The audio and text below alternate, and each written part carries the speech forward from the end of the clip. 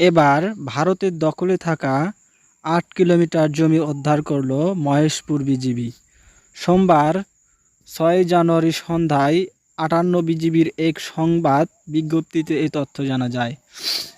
বিজিবির প্রেস বিজ্ঞপ্তিতে জানা যায়, কোদালিয়া নদী বাংলাদেশের অভ্যন্তর হতে দক্ষিণ দিকে প্রসারিত হয়ে মহেশপুরের মাটিলা এলাকায় ৪.৮০ কিলোমিটার দীর্ঘ বাংলাদেশ ভারত সীমান্ত চিহ্নিত করেছে।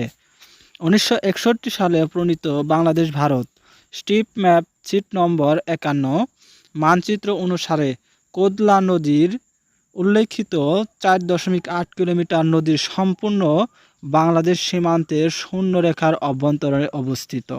বিজ্ঞপ্তি থেকে আরও জানা যায়, সম্প্রতি কোদালিয়া নদীর প্রকৃত মালিকানা সংক্রান্ত এই বিষয়টি ৫৮ বিজিবির নজরে আসে। এরপর বিজিবি প্রথমে বিভিন্ন নথিপত্র, স্থানীয় প্রশাসন ও মানচিত্র থেকে নদীটির প্রকৃত অবস্থান সম্পর্কে চিহ্নিত করে বিএসএফের অবৈধ আধিপত্য বিস্তারের বিষয়ে তীব্র প্রতিবাদ জানায়। পরে ৫৮ বিজিবির সদস্যরা সাহসিকতা ও পেশাদারের দায়িত্বের সঙ্গে কোদালিয়া নদী নিজেদের আয়ত্তে আনতে সক্ষম হয়। বর্তমানে বিজিবি সদস্যরা প্রয়োজনীয় জনবল বৃদ্ধির পাশাপাশি এলাকার জন্য যন্ত্রচালিত বোট এবং নদীর পাড়ে দ্রুত টহলের জন্য টেরেইন। মহেশপুর যাদবপুর ইউনিয়নের মাটিলা গ্রামের সাবেক ইউপি সদস্য মহিউদ্দিন বলেন, এক সময় এই নদীর থেকে প্রচুর মাছ আহরণ করা হতো।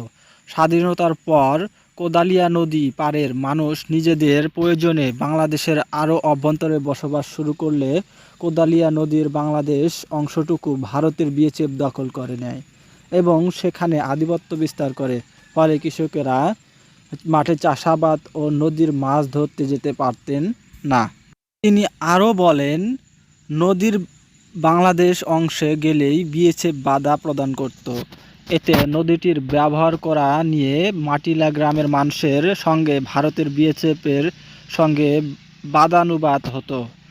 ভারতের দখল থেকে ৫ কিলোমিটার নদী উদ্ধারের পর সোমবার দুপুরে মহেশপুর ব্যাটালিয়নের অধিনায়ক লেফটেন্যান্ট কর্নেল শাহ মোহাম্মদ আজিজুস শহীদ স্থানীয় জনগণের সঙ্গে মতবিনিময় করেন।